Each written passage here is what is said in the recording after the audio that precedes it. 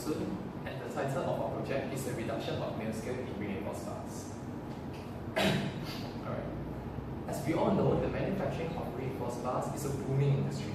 Skills are always needed in almost every structure, from your doorknob to the campus you are studying in. However, rebar manufacturing has a major issue. The current issue is that rebar manufacturing produces a lot of waste in the form of male scale. Okay. With this issue, the objective of our project is to reduce the male scale formation on the rebars by coating it with a pure layer of silica sands to prevent its oxidation. From the work breakdown structure constructed, our deliverables that have to be achieved is the understanding challenge of the project, observation of the challenge, ideation of challenge, and prototyping.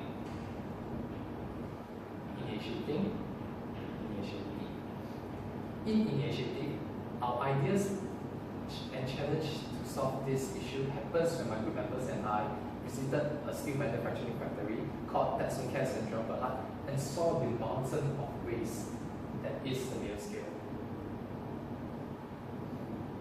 A proposal was also created a few weeks after the start of the project. In this proposal itself, we determined the primary schemes, the primary stakeholders to be Mr. Ng Chor Siu, the owner of the company, the construction developer. Secondary stakeholders are the other rebars manufacturers, buyers of the male scale, and the key stakeholders is Taylor's University Engineering Lab. Based on the complexity of our project has a business complexity of 2.308, technical complexity of 2.125, which leads us to a level of complexity which is high business complexity. Our project proposal has also listed the risks that may affect our project and will oversee and listed. Part of the risk includes leakage of the nitrogen gas from the opening of the furnace, cracks on the furnace, combustion rates decreases, and the formation of nitrogen dioxide. The SMART goals were also listed, stating all 5 SMART goals were specific, measurable, agreed upon, realistic, and time-based. Right. In planning, we estimated the cost of the material used for our projects to have a total amount of 70,030 ringgit Malaysian. In the Gantt chart, the linear responsibility chart, and the work breakdown structures were all constructed for easier task plan before the execution, where the project is broken once again into 4 parts of understanding, observation, ideation, prototyping. These 4 are later then break down into further sub-tasks.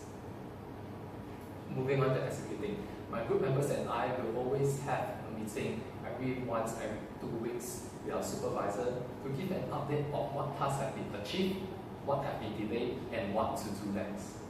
Alright, that's this one.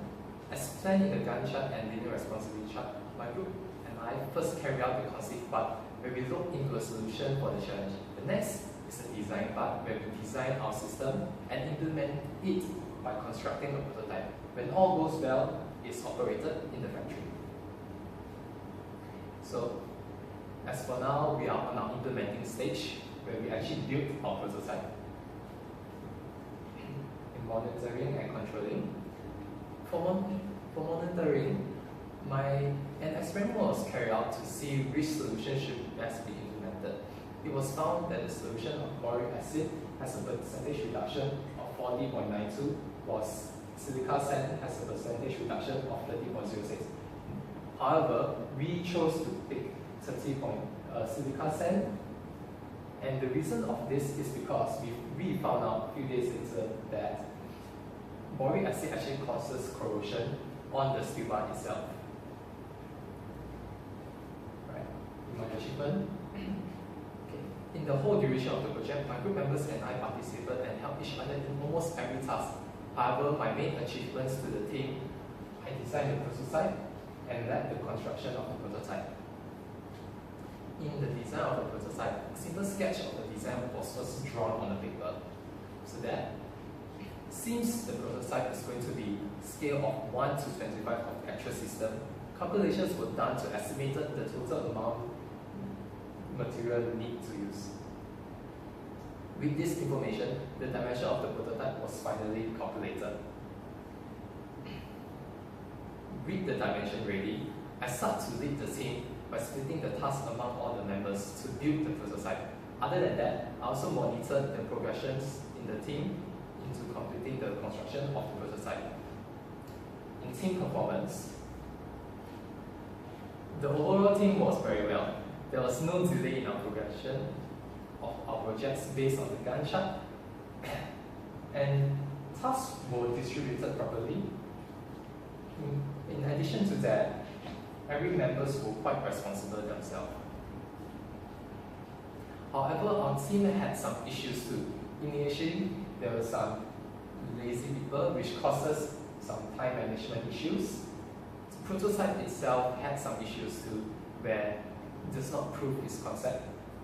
And among some group members, we initially had no motivation to do the project. So, how do we solve this issue? Right.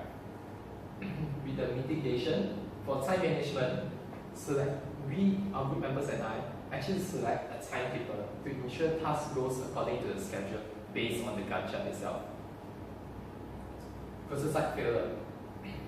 When a prototype fails to prove its concept, we actually go back to the ideation and come up with a new design for our prototype. With students, with members with no motivation, sometimes they just have to take a break. In addition to that, some members do not have motivation because they couldn't find the solution to their challenge. So, when the solution is actually found, it actually boosts all the motivation of every group members, right? And thank you very much for listening to my speech.